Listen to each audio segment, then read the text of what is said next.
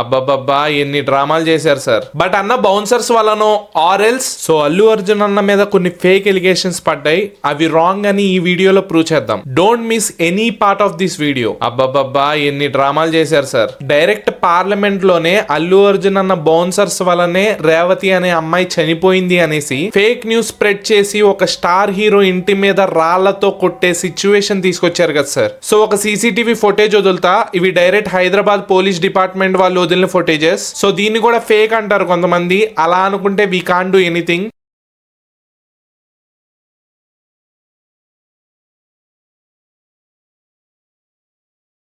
So ఈ footage బట్టి రేవతి గారు అన్కాన్షియస్ అయ్యి ఆవిడ్ని థియేటర్ బయటికి తీసుకెళ్లింది అప్రాక్స్ 9:16 కి. సో అప్పుడు దాకా theatre is obviously under police department control. Allu Arjun అన్న థియేటర్ లోపలికి వచ్చింది షార్ప్లీ 9:34 కి. అంటే అన్న బౌన్సర్స్ వల్లే ఆవిడ చనిపోయారు అనే allegation is definitely false. Next ఆవిడ చనిపోయిన టైంలో theatre is under whose control? It's totally under police department control. But I agree అంత క్రౌడ్ గ్యాదర్ అవడానికి రీజన్ డెఫినెట్లీ అల్లు అర్జున్ అన్ననే. బట్ అన్న బౌన్సర్స్ వల్లనో ఆర్ఎల్స్ అల్లు అర్జున్ అన్న థియేటర్ లోపలికి రావడం వల్లనో ఆవిడ చనిపోయారు అనేది it's definitely false allegation. Content worth అనిపిస్తే ప్లీజ్ సబ్స్క్రైబ్.